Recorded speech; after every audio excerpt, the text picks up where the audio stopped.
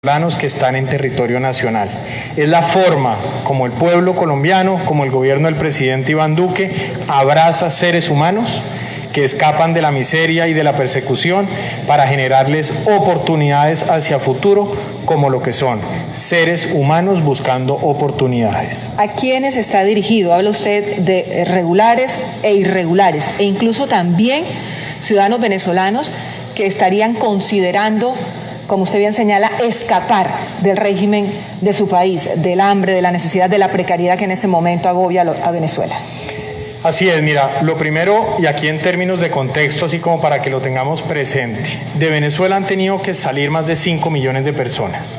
En este momento en Venezuela el salario mínimo no alcanza ni para el 1% de la canasta básica familiar. De acuerdo con Banco Mundial, el promedio de pérdida de peso de un venezolano en Venezuela es de 10 kilos.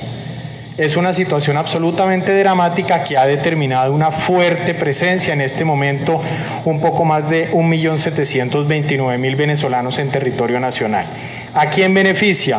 3 grupos poblacionales para claridad. Primero, población regular, todos aquellos migrantes que con juicio se han mantenido en la regularidad en Colombia y son casi 800.000. Quedan cubiertos por el estatuto.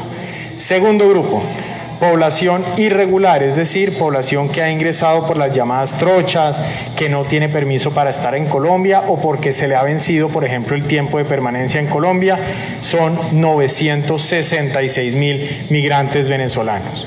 Pero entonces, claro, también pensamos en ¿cómo hacemos para que este estatuto no se vuelva un fuero de atracción o un mal incentivo para el paso por trochas? Y creamos un tercer grupo. El tercer grupo corresponde a migrantes que ingresen por punto de control migratorio durante los 2 primeros años de vigencia del estatuto. ¿A quién no cubre en ese sentido? Aquel que pase hoy por trocha no queda bajo el estatuto. ¿Por qué?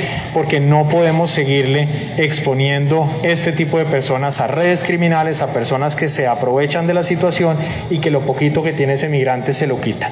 Eso es claro y es clave para que la gente entienda, y sobre todo para todas aquellas personas que están aquí en ese momento en nuestro país, venezolanos, que quieren traer a su familia para que no se expongan a esas mafias en la frontera, a esos pasos ilegales, pueden venir a Colombia siempre y cuando lo hagan de manera legal. Pero si no tienen documentos, pero si no tienen pasaporte, porque el régimen de Venezuela no les otorga la posibilidad de tener pasaportes, ¿cómo pueden hacer? ¿Cómo pueden ingresar de manera legal a Colombia?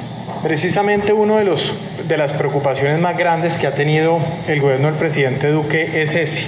Recordarán que a principios de este gobierno fue necesario extender la validez del pasaporte por 2 años adicionales porque esos pasaportes estaban venciendo.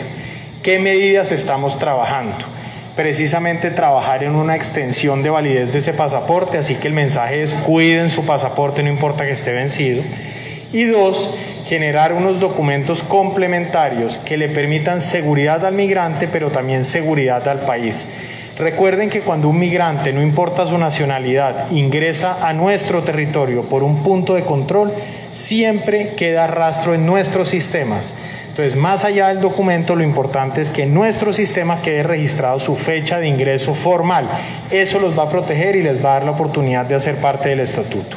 En cualquier caso, hay una fecha clave que es antes del 31 de enero para las personas que están en los 2 primeros grupos para que puedan acceder a lo que plantea este estatuto.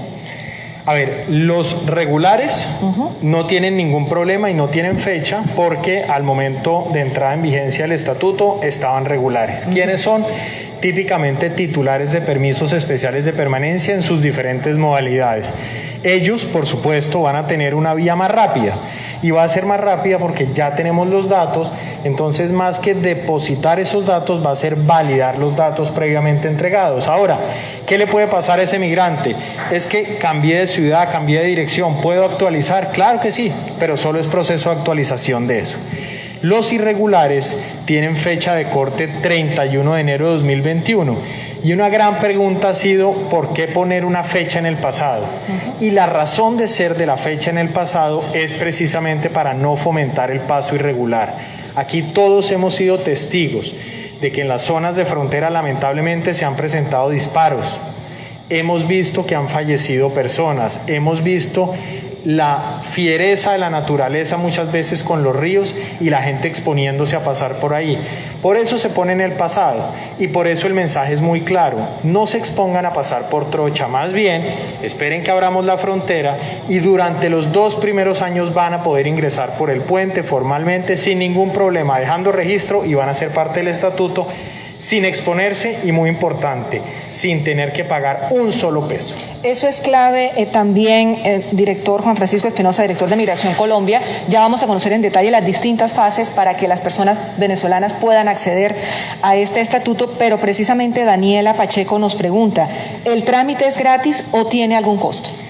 Daniela, el trámite es 100% gratuito. Aquí, por parte del gobierno del presidente Iván Duque y por parte de todo este equipo, hay plena confianza, plena conciencia de la difícil situación económica.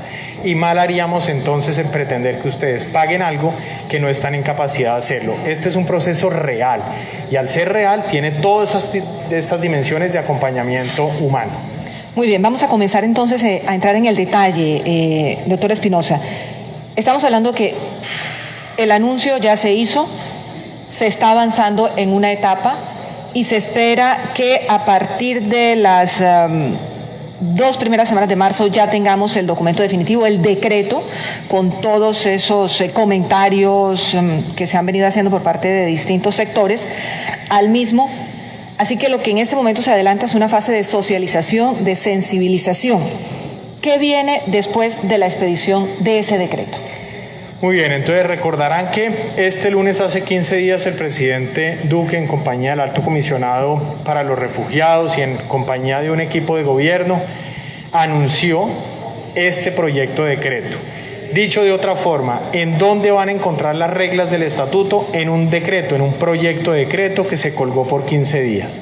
Por transparencia, ese decreto, además de estar 15 días colgado, se reciben comentarios de toda la ciudadanía y nosotros tenemos que responder cada uno de esos comentarios.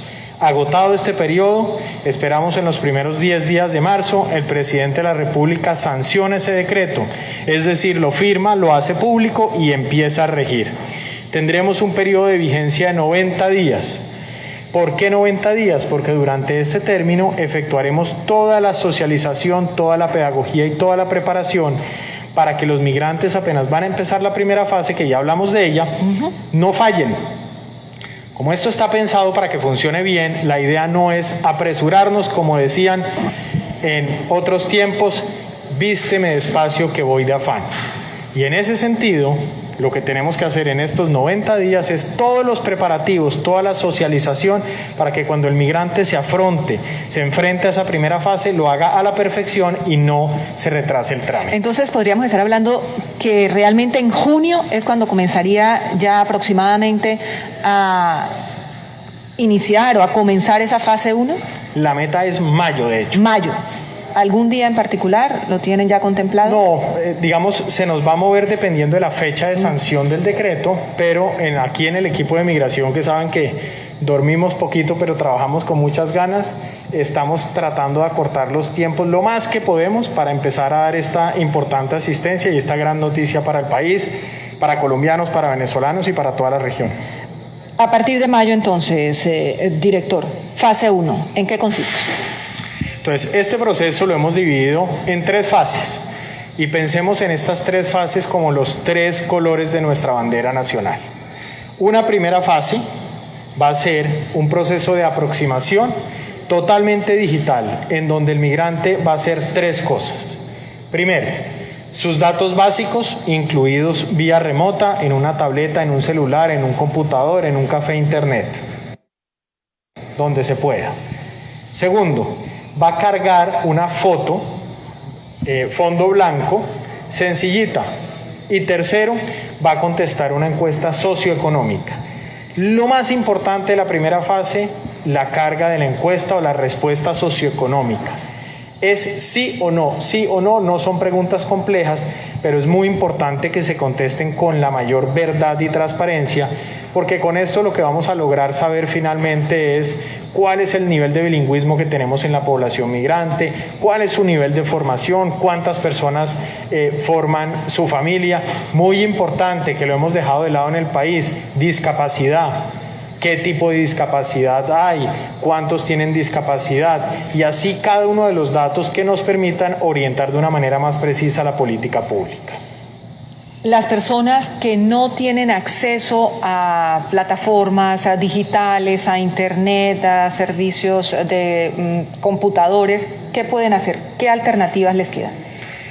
Este ha sido, Erika, un trabajo muy extenso que no es de un par de meses atrás, con un esfuerzo enorme de nuestra Cancillería, de Presidencia, el equipo de Migración, en donde nos hemos dedicado a cuidar el detalle y la realidad. Por eso, en efecto, habrá un grupo muy importante de esos migrantes que logren hacerlo en su propia tableta, en su propio celular o en el de un vecino, familiar o amigo.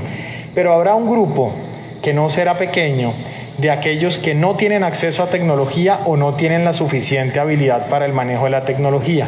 Por eso en estos primeros 90 días lo que nos vamos a ocupar es de tener personal de apoyo a lo largo de todo el territorio nacional que auxilie a estas personas en este proceso. Es un proceso que tenemos calculado como rápido, es decir, dependiendo de la habilidad de la persona, pero aproximadamente en 20 minutos la persona va a poder agotar su fase 1 y en caso de que necesite asistencia, pues vamos a tener también el despliegue de nuestro call center, de nuestros muchachos y muchachas de migración, pero adicional un personal de soporte en el territorio nacional que auxilie este proceso. Cuando yo termine la fase 1, ¿puedo de manera inmediata comenzar la fase 2 o hay que esperar un periodo que será en el que se desarrolle esa fase 1? Ok, lo que hemos coordinado y en lo que estamos trabajando en el equipo es vamos a concentrarnos en fase 1 de inmediato, porque recuerden que tenemos de entrada 1.7 millones de personas. Y fase 2 la empezamos en el segundo semestre de 2021, va a ser muy cerca, pero la idea es que los primeros que van haciendo su fase 1 van pasando a la fase 2. ¿Para qué? Para que al finalizar el año ya puedan estar totalmente con su estatuto temporal y su permiso temporal totalmente vigente y pleno. ¿Qué pasa en la fase 2? Entonces, fase 1, recuerden, totalmente virtual. Fase 2 ya es presencial, y es presencial con los mecanismos de bioseguridad, pero va a buscar dos cosas fundamentales. Primero, una validación de algunas de las preguntas que se hicieron en la fase 1 para confirmar que la persona es la misma que hizo el procedimiento en fase 1.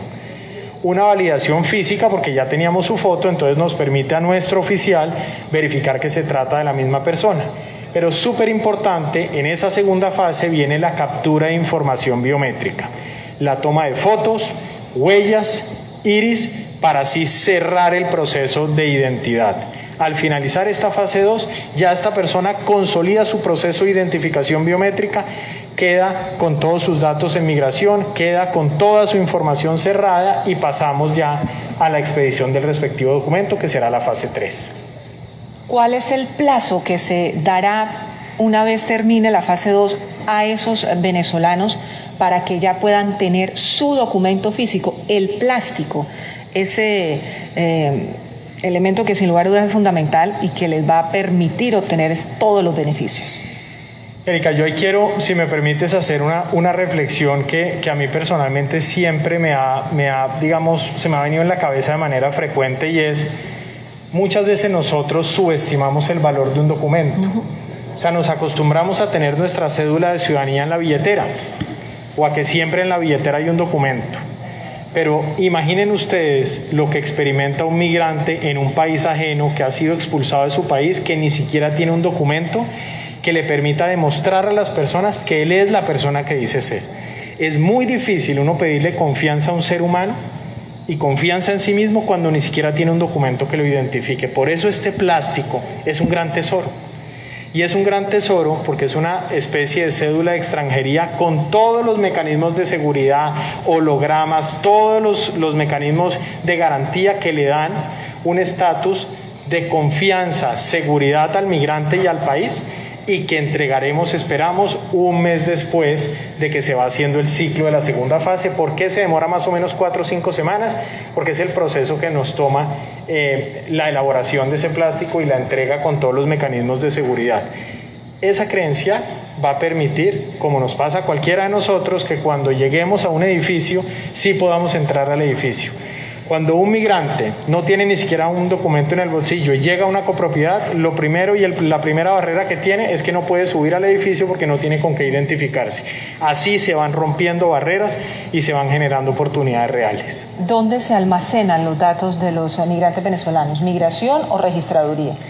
No, la competencia de migración se restringe exclusivamente a los extranjeros. Entonces, el año pasado lanzamos un proceso licitatorio en el cual invertimos 14.000 millones, 2020.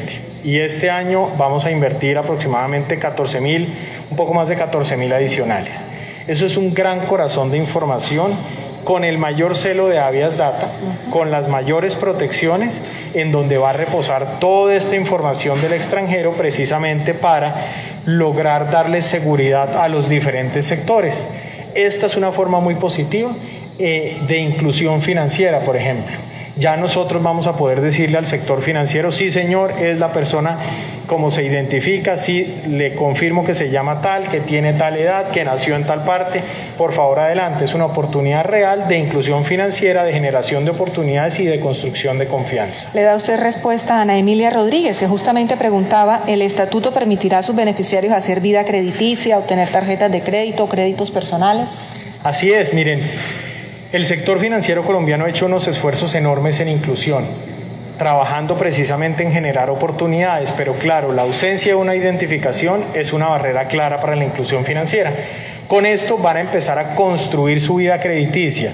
¿Qué quiero decir con esto? Esto no es una promesa de otorgamiento de crédito. Como nos sucede a cualquiera de nosotros, nuestro buen comportamiento crediticio determinará un mayor número de oportunidades. No solo crédito, también ojalá mucho ahorro para salir adelante. Claro, se abre la puerta, pero no necesariamente significa que pueda usted acceder a un crédito. Ya corresponderá pues evidentemente a su manejo crediticio. También Reni Herrera pregunta, ¿con este permiso se nos va a permitir circular con una licencia de conducir de Venezuela en Colombia? Con este proceso vamos a romper una barrera que fíjense que parece menor, pero es supremamente de fondo, y es que hemos tenido dificultades para que nuestros hermanos venezolanos puedan presentar un examen de conducción en Colombia y puedan tener licencia en Colombia. Con el estatuto no hay un proceso de revalidación de la licencia en Venezuela, pero sí hay un proceso de oportunidad para que aquí presenten su examen ante una escuela, saquen su licencia de conducción y, ¿por qué no?, ojalá puedan comprar su propio vehículo. Claro, y por supuesto también se abre una fuente de trabajo adicional. ¿Tiene Migración Colombia, director, una meta en este primer año de trámite, de expedición de todo este estatuto para entregar justamente el documento? Sí, miren, así es. La meta es muy ambiciosa y por eso estamos trabajando de sol a sol. La meta es este año cerrar con 800.000 personas involucradas en este estatuto. No es una meta menor, teniendo en cuenta que precisamente estamos a 24 de febrero. Es decir, este año va galopando rápidamente, pero aquí lo que hay en el equipo es ganas, energía, un equipo de gobierno cohesionado y muy ilusionado de lograr este gran paso. Ahora bien, en 2022 la meta es terminar con todo este proceso. Y de cara a las personas que vayan llegando, ¿cómo se va a proceder? ¿Cómo se va a avanzar en todas estas fases? Porque quizá el que llegue, no sé, habla usted de 2 años, llegue en mayo de 2022, ¿cómo se va a empezar a tramitar todo este proceso para él o para ella? Entonces, fíjense lo siguiente, vamos a concentrar esfuerzos ahora iniciando este proceso en la población regular. ¿Por qué? Porque han sido los que le han jugado, digamos, con la mayor legalidad a Colombia y hay que generar un premio. 2, vamos a trabajar con los irregulares que estaban en territorio nacional a 31 de enero de 2021. Pero claro, estamos en cierre de frontera todavía. Entonces, dimos un periodo de 2 años precisamente para que no haya angustia en el pueblo venezolano y no pretendan ni entrar por trocha, ni el día que se abra la frontera todos entrar al tiempo. Hay 2 años. y esos 2 años se respetan y esos 2 años permitirán un ingreso gradual, tranquilo y con calma. ¿Por qué? Porque recuerden que estamos en medio de una pandemia y en el momento en que se decida reabrir la frontera, tendremos que tener una gradualidad que garantice tamizaje en salud y protección de personas. Todos sabemos que las aglomeraciones no nos convienen y en ese sentido una apertura de unos puentes como los de Cúcuta y Norte de Santander que mueven 65.000 personas día, pues no se pueden hacer de esa forma, sino lo hacemos de manera gradual y eso nos facilita el proceso también de avance en el estatuto.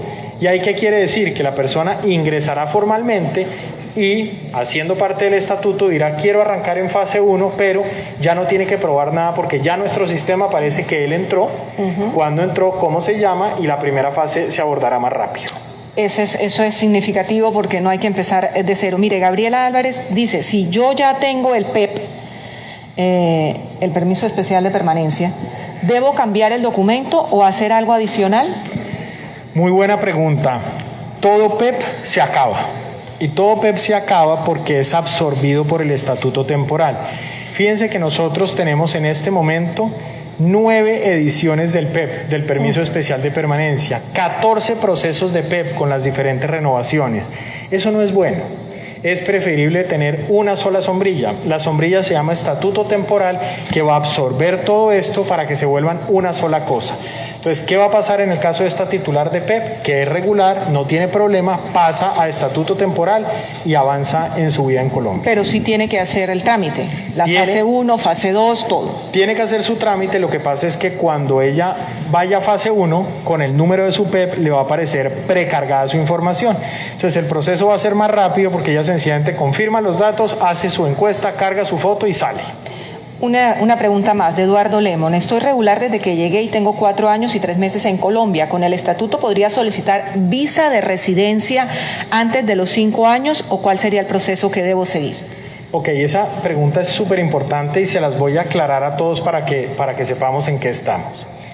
El estatus ordinario de un migrante, cualquiera sea su origen, es que cuando una persona colombiano, por ejemplo, llega al exterior o un extranjero a Colombia, lo hace típicamente con un permiso de turismo que le permite estar 90 días en territorio nacional, pero no le permite estudiar, no le permite trabajar. Cuando el extranjero quiere estudiar, trabajar, desarrollar determinada actividad, tiene que pedir una visa para ese propósito. Ese es el régimen ordinario. Para la residencia se requieren 5 años. Lo que estamos avanzando con este estatuto es precisamente la acumulación de esos 5 años para que cada uno de estos migrantes que están en territorio nacional en estos primeros 10 años puedan pasar o graduarse del estatuto. ¿Y qué quiere decir graduarse del estatuto? Pasar al régimen ordinario de visa, pasan a ser un extranjero totalmente corriente, común en territorio nacional, como le sucede a un francés, un australiano, ya con su respectiva visa. Plenos derechos, pero esto es la ventana de oportunidad y acompañamiento para lograr ese propósito. Hay unas preguntas a propósito de lo que usted comenta, director, que inquietan a los colombianos en torno a este nuevo estatus migratorio que adquirirán los ciudadanos venezolanos en el sentido de si podrán o no votar a partir de esa regularización que tendrán en Colombia y de ese nuevo estatuto, a partir de ese documento que obtendrán y los beneficios que implica el estatuto de protección temporal. ¿Podrán o no podrán votar los venezolanos? La respuesta es no, no pueden votar en elecciones presidenciales y no se afecta en modo alguno la democracia en Colombia. Miren, la ley en Colombia prohíbe que los extranjeros sin distingo de nacionalidad puedan participar de comicios presidenciales. La ley no lo permite. Segundo tema muy importante y de reflexión. Las grandes naciones se construyen con migraciones y los colombianos debemos abrir los ojos y reconocer que lo que estamos viendo en las carreteras del país y en las calles son familias pasándola mal. Y el colombiano no se oculta ni cierra los ojos ante la situación. El colombiano abraza. Y abrazar en tiempos de pandemia se llama generar oportunidades. Por eso está bien tener miedos, pero no nos podemos dejar vencer por el miedo y tenemos que avanzar. Y claro, mensaje muy claro también para la población migrante. Aquí, el que se meta en temas delictivos, el que se ponga, por ejemplo, con invasión de predios, a violar la ley, no entra en el estatuto temporal y lo que va a recibir, por supuesto, es persecución judicial, presentación ante un juez y las sanciones que corresponden, porque tampoco el ser extranjero es una garantía para cometer delitos en Colombia. Justamente Kevin Hernández se pregunta, ¿quienes sorprendan cometiendo un delito, este estatuto los va a proteger? Por supuesto que no. Recuerden, cuando una persona comete un delito, lo último que se le pregunta es cuál es su origen o nacionalidad. Aquí el que comete el delito tiene que ser judicializado, presentado ante un juez para que se tomen las determinaciones, pero eso no supone nunca que un policía lo primero que le tenga que preguntar a la persona es de dónde viene para tomar la decisión. El delincuente colombiano, venezolano, peruano, de donde sea, es un delincuente que tiene que responder ante la justicia colombiana. A propósito de esos temores válidos, Jamie Joana Parra pregunta, ¿esta medida no va a afectar la atención en el campo de la salud para los colombianos, en especial aquellos que tenemos ISBEN? No, perfecto. Mire, esa Jamie, creo que es Jamie, ¿verdad? Jamie Joana Parra. Jamie Joana, mire, esa es una muy buena pregunta. ¿Qué nos pasa hoy en día con la población migrante? La población migrante irregular tiene contacto con el sector salud a partir de urgencias. Cuando la persona tiene una urgencia vital, se acerca al hospital y ustedes saben que por protección constitucional, toda persona que llegue enfermo en un hospital hay que atenderlo. Pero el costo de atención de ese migrante irregular es absolutamente elevado para el Estado colombiano y eso sí nos quita oportunidades sociales. Con este proceso de estatuto temporal, toda esta población va a entrar al sistema de seguridad social. Al hacer parte del sistema de seguridad social, su tarifa de atención baja, pero más importante aún, vamos a los escenarios de vacunas. Recuerden que hace poquito tuvimos una amenaza enorme de sarampión en territorio nacional por no vacunación en Venezuela. Permite prevención y promoción en salud. La situación de madres embarazadas venezolanas es dramática, y es dramática porque no tienen ningún tipo de control durante el embarazo y cuando nace ese bebé nace con problemas y la mamá se expone. Va a permitir control durante el embarazo, así que esta medida además es de humanitaria, es costo eficiente con las finanzas del país. Es una medida que dignifica a las personas, a esas personas que vemos, como usted bien señala, director, debajo de los puentes, caminando por las carreteras, afrontando todo tipo de necesidades en unas condiciones precarias, cuando muchas veces son profesionales competentes que podrían tener una oportunidad y aportar, porque al fin y al cabo ellos adquieren una condición de regularidad y van a adquirir derechos en nuestro país, pero también deberes para aportar a la economía. ¿Se tiene estimado el cálculo que podría significar para la economía del país que esta población venezolana se incorpore al sistema de seguridad social y en general al sistema tributario? Erika, un tema clave aquí antes. Recuerden que los colombianos, muchísimos, tuvieron que irse a buscar oportunidades en otros países, en otras épocas. Entonces nosotros sí que hemos vivido esa situación y con mayor razón debemos cobijar a las personas que la vienen pasando mal. Y claro, ya el migrante venezolano estaba siendo parte o empezaba a aparecer en términos de Producto Interno Bruto en Colombia. Hay estudios del Banco de la República que así lo demuestran. ¿Qué va a pasar con esta población? Que poco a poco van a pasar de ese régimen subsidiado en salud, por ejemplo, al régimen contributivo. Migrante que logra conseguir trabajo es un migrante que empieza a aportar al sistema de seguridad social, que es solidario, que empieza a pagar impuestos y que empieza a construir su vida como cualquiera de nosotros. El cálculo es incierto. ¿Y por qué ese cálculo es incierto?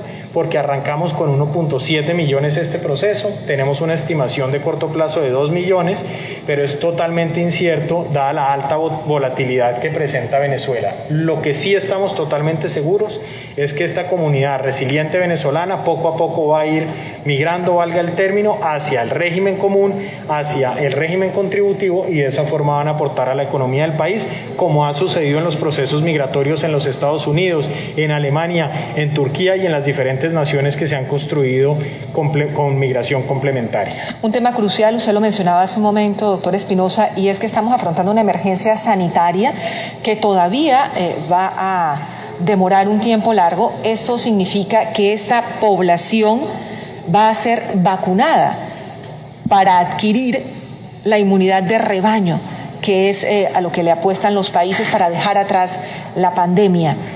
¿Cómo será ese procedimiento? A partir de las distintas fases, ¿estas personas ya podrán optar a la vacunación en Colombia? Muy importante, miren, no hay un proceso de vacunación para población migrante, no lo hay. ¿Qué es lo que se hace? El país organizó un proceso de vacunación que atiende nunca nacionalidades, sino situación de salud de la persona, su edad, sus comorbilidades, sus diferentes enfermedades. La población migrante debe hacer parte de ese proceso sin importar cuál es su origen. Es decir, ese proceso de vacunación no puede tener la pregunta de usted de dónde viene para determinar si le pongo la vacuna o no. Entonces, lo que dijo el presidente Duque, que fue, población regular entra exactamente en la misma fase. ¿Por qué? Porque los conocemos, porque sabemos cuál es su edad, sabemos qué tienen. Los irregulares no. Por eso el estatuto nos va a permitir que toda esta población irregular pueda entrar a la fase de vacunación que le corresponda. Si tenemos un migrante irregular mayor de 80 años que, por ejemplo, tenga un problema de diabetes, va a fase 1 inmediatamente. Pero si ya pasó esa fase, si ya estamos más adelante. Inmediatamente se incorporará lo más pronto posible, dada su condición. Un poco aquí recuerden, el ciclo de vacunación no tiene nada que ver con nacionalidad, sino con situación de protección a las personas. Por eso el estatuto precisamente tiene el incentivo de la vacunación para hacerse parte, pero también la responsabilidad del migrante de hacerse parte del mismo para cuidar su propia salud. Una pregunta, director. Estas personas que decidan quedarse en Colombia, porque aquí han echado raíces, que es algo muy frecuente, pasaba con los colombianos que se fueron en la década de los 70 y volvieron apenas hasta hace unos años debido al cambio de ciclo económico y de todas las condiciones políticas en Venezuela. Estos venezolanos que empiezan a arraigarse en Colombia, ¿podrán convertirse en un momento determinado en ciudadanos? ¿Podrán nacionalizarse? Ok, entonces fíjense que los mecanismos de nacionalización o de obtención de la nacionalidad por adopción no varían con el estatuto. Quiere decir que si al final de esta ventana de 10 años una persona dice, ¿saben qué? Colombia ha sido demasiado generosa conmigo, yo quiero pedir la ciudadanía por adopción, puede iniciar su trámite, pero no varían los requisitos para este procedimiento con el estatuto. El estatuto es una ventana de oportunidad que no acorta esos plazos, no los flexibiliza y, muy importante, es una medida apolítica por definición. Detrás de esto no hay ninguna intención de afectación de procesos democráticos, sino por el contrario, vamos a lograr una cosa muy importante, y es arrebatarle a estos migrantes a esas redes que han estado generando cedulación falsa, por ejemplo, otorgando unas nacionalidades falsas. Ya el migrante no necesita meterse en eso porque su estatus temporal le da plenas garantías para hacer su vida en Colombia. Sin embargo, aquí hay una pregunta que señala, dicen que echa la ley, echa la trampa. ¿Cómo podrá validar la autoridad migratoria los documentos sumariales que presenten los migrantes para garantizar, por ejemplo, que están en el territorio desde antes del 31 de enero de 2021, teniendo en cuenta que se puede falsificar hasta un certificado de arriendo? Muy bien, miren, aquí este tipo de procesos se construyen primero sobre la buena fe, es decir, nosotros no podemos partir del hecho de que lo que nos presenta una persona es falso por darse en el marco de este proceso. Entonces la buena fe rige nuestras actuaciones, además por orden imperativo constitucional. Segundo, estamos mandando el mensaje muy claro a la población migrante. Lo único y lo peor que ustedes pueden hacer, así que no lo van a hacer, es tratar de engañar a las autoridades colombianas. ¿Por qué? Porque el engaño se va a traducir en dos medidas. Primero, que nosotros vamos a proceder con la denuncia ante la Fiscalía General de la Nación. Y lo segundo, que no van a quedar con el estatuto temporal. Entonces, mensaje clave, no se vayan a dejar engañar con tramitadores, con personas con mala intención diciéndoles que les van a vender el paquete que les garantiza el estatuto. Nada de eso vale.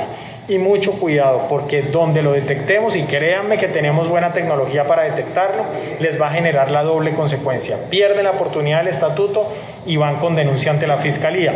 No subestimen la información que tiene Migración Colombia y la información que tenemos en las autoridades para cruzar ciertas variables como sistema de educación, sistema de atención de urgencias, sistema de contravenciones de la policía, nuestros propios sistemas. No es poca la información con que cuenta Colombia, es un país robusto en información que nos va a permitir cotejar eso precisamente para proteger a colombianos y proteger migrantes. Mire esta inquietud, ¿por qué crear un estatuto temporal de protección y no optar por la entrega de cédulas de extranjería para la población venezolana?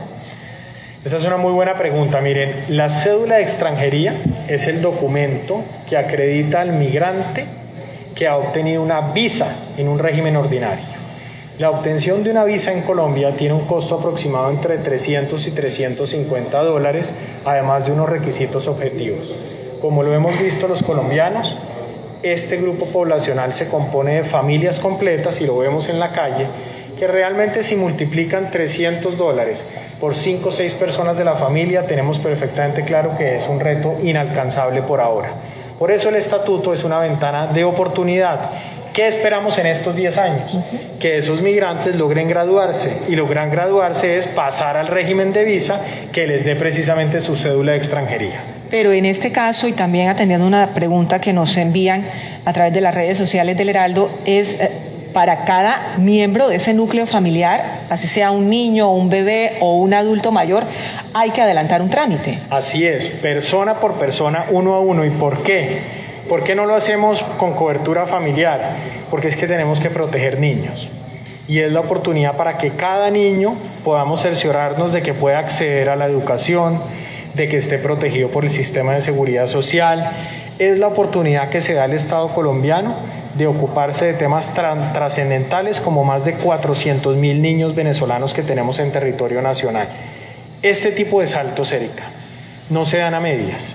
La decisión del presidente Duque no es un anuncio de algo que quiere hacer, es una realidad que la estamos manejando con toda la generosidad y amplitud para hacerla real, para que realmente suceda y permita una cobertura de protección a seres humanos que la vienen pasando mal. Los colectivos sociales nos han enviado también preguntas. Caribe Afirmativo nos presenta esta inquietud. ¿Cómo piensa mitigar el subregistro de personas LGBTI, migrantes y refugiadas a través del registro, y cómo garantizar un trato libre de discriminación para el caso, por ejemplo, de las personas trans? ¿Cómo se registrarán estas personas, respetando sus nombres identitarios, demás? ¿Cómo se piensa abordar esta realidad? No, sin lugar a dudas, el enfoque inclusivo es fundamental en este proceso, y este proceso no busca en modo alguno generar discriminación, sino realmente su corazón es una palabra clave a la cual nos tenemos que acostumbrar todos, y es la visibilidad.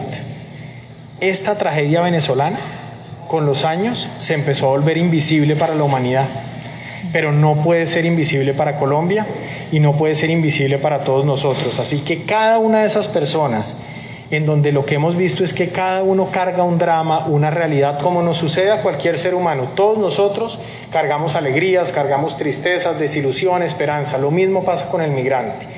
Y eso incluye su condición específica, sus libertades que hay que proteger, y vamos a hacer todo lo posible en nuestro sistema para que haya plena libertad, para que ellos sigan su ruta, su decisión que tomaron en un estricto marco humanitario y de reconocimiento del ser humano.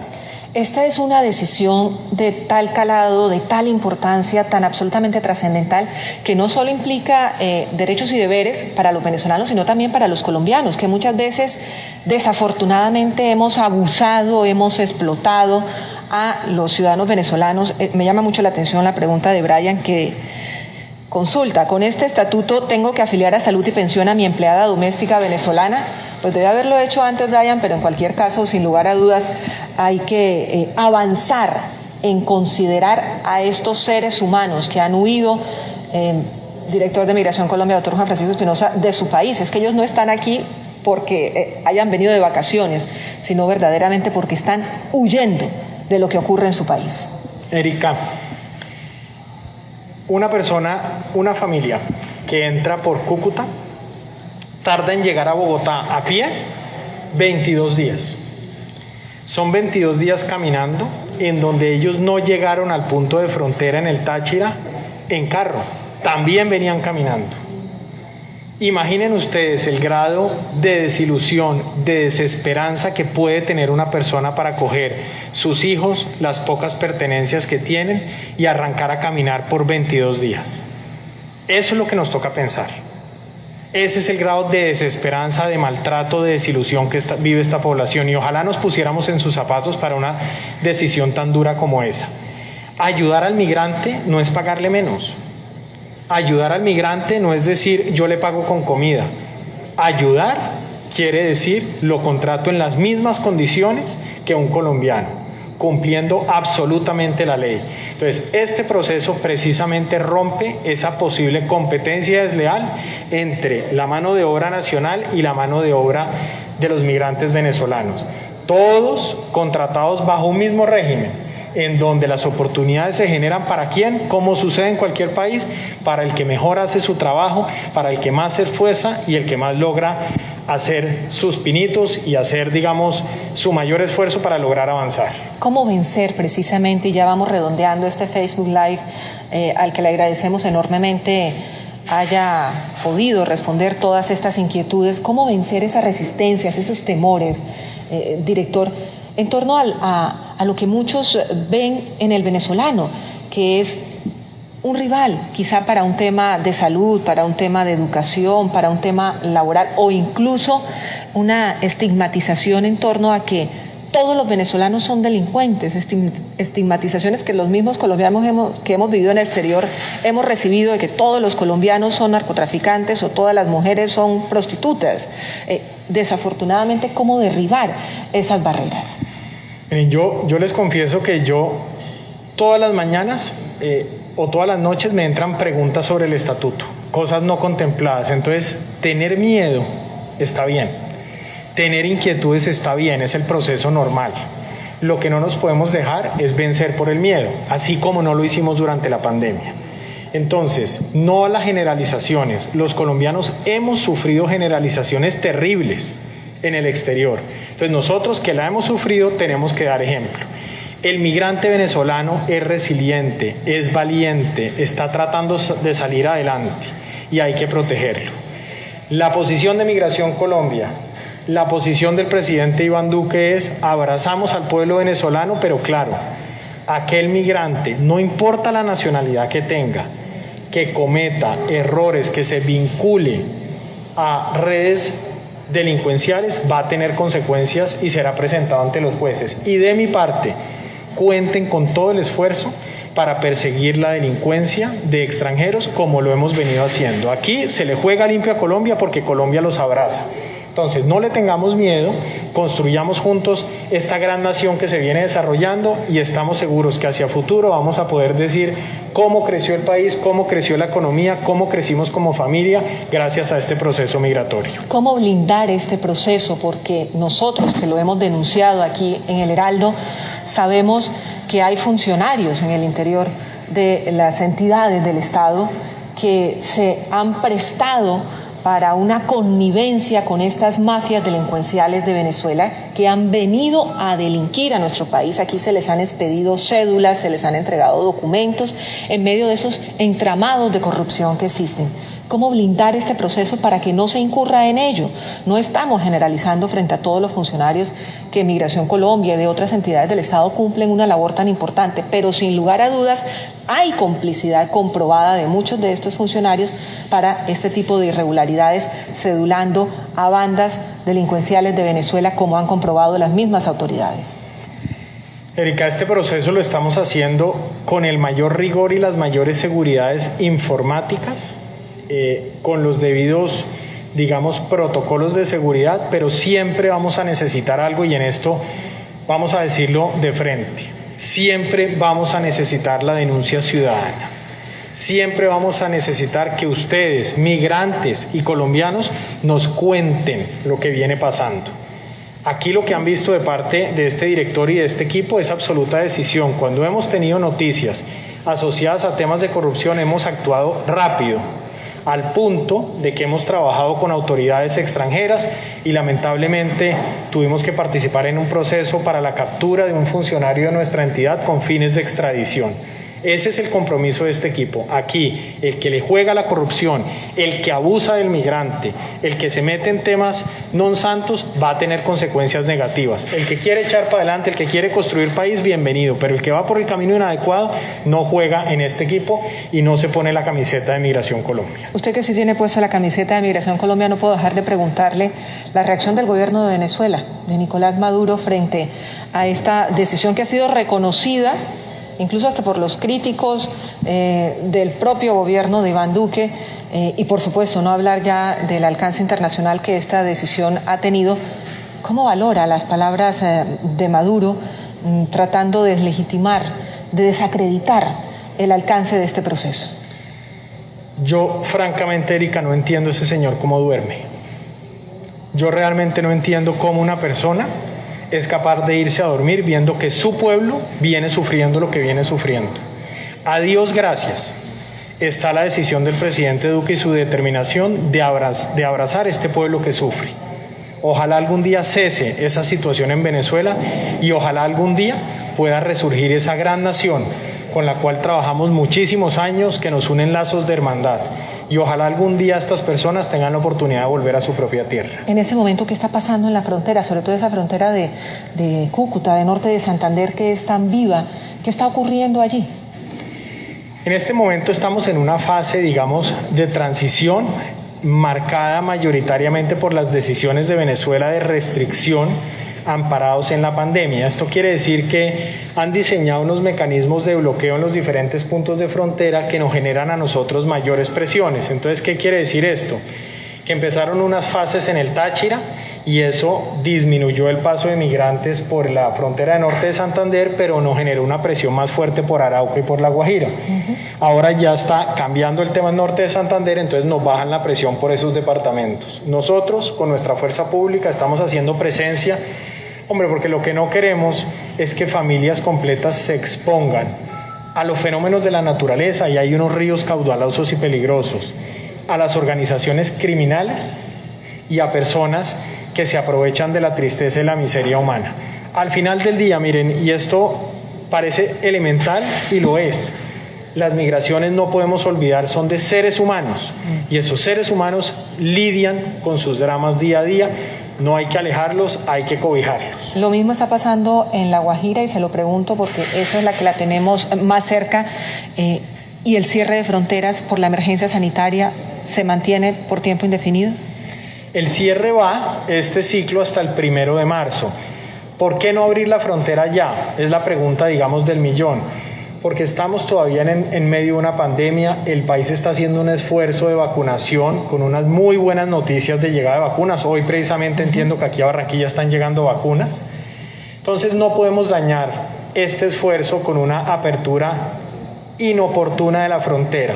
En la medida en que la oferta, las habitaciones, las UCIs de zona de frontera no tengan suficiente capacidad para absorber una llegada masiva de migrantes, no podemos abrir. Y esa apertura, por ejemplo, tratándose de países amigos como Ecuador, como Perú, como Brasil, como Panamá, tiene que darse de manera sincronizada.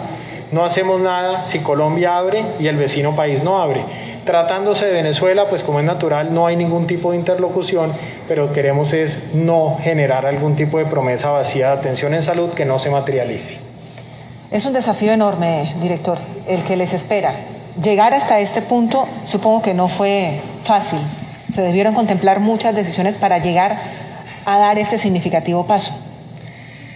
Miren, esto es un trabajo de muchísimos meses, de mucha gente, con un trabajo que yo quiero reconocer de nuestra Cancillería y del equipo de Cancillería enorme, de Presidencia, del equipo de Migración, unas discusiones largas, difíciles, cómo construir, cómo llegar a los 10 años, cómo abrir la ventana de los 2 años, los requisitos. Crean que esto no es un documento que uno copia del exterior y lo pone sobre la mesa. Esto requirió muchísimo análisis.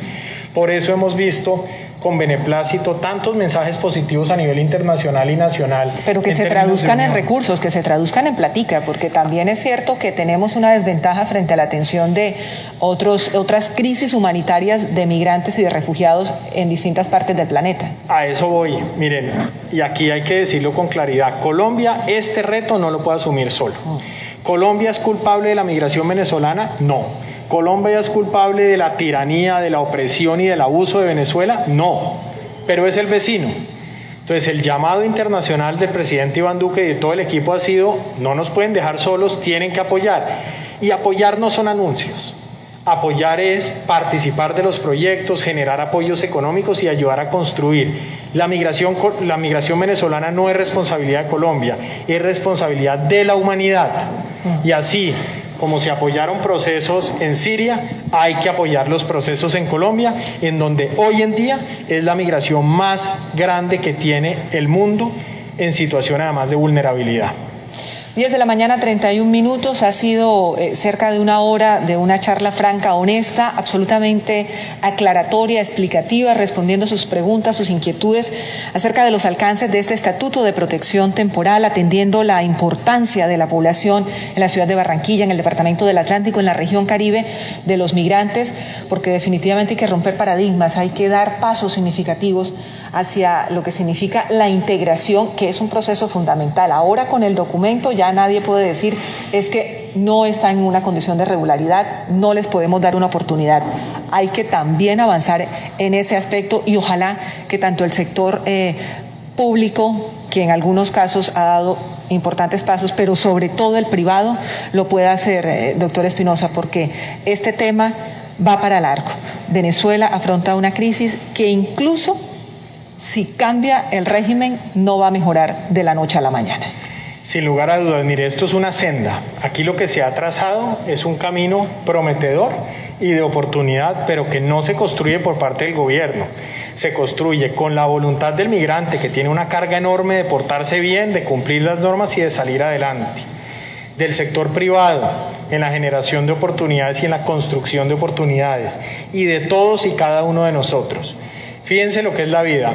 La pandemia nos quitó la oportunidad de abrazar, pero nos da esta oportunidad de abrazar realidades y de abrazar posibilidades. Y a esto tiene que dedicarse el país de aquí en adelante para que seamos el día de mañana una nación aún más grande. Una apuesta segura para la integración de los venezolanos, y todos podemos sumarnos a evitar ese inmenso sufrimiento que sufren las personas de mayor vulnerabilidad que a diario siguen llegando a nuestro país, incluso si la frontera está cerrada. Doctor Juan Francisco Espinosa, director de Migración Colombia, muchísimas gracias por estar en El Heraldo y por hablarle a todas nuestras audiencias. Erika, a ti, al contrario, mil y mil gracias por tenernos en cuenta, por recibirnos con esta generosidad tú y todo tu equipo.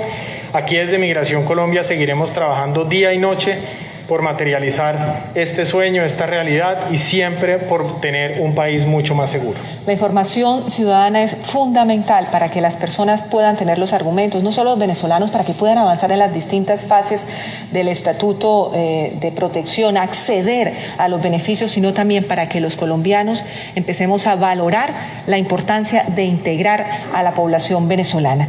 Muchísimas gracias a todas las personas que nos acompañaron a este Facebook Live con el director de Migración Colombia, hablando de un tema del que todos debemos estar enterados e interesados: el Estatuto de Protección Temporal para cerca de 2 millones de migrantes venezolanos en Colombia. Que tengan un muy buen día. Colombiano que se respete, comparte la clave del Wi-Fi. Presta una cucharadita de aceite para cocinar o la moto para hacer una vuelta. Cuando hace sancocho es para toda la cuadra. Regala minutos de su celular, comparte el sofá y hasta la cama. Llegó la hora de demostrarle al mundo de qué estamos hechos. El momento de escribir una nueva historia entre todos. El momento de tenderle la mano a nuestros hermanos. Llegó el momento de hacerlos visibles. Estatuto Temporal de Protección.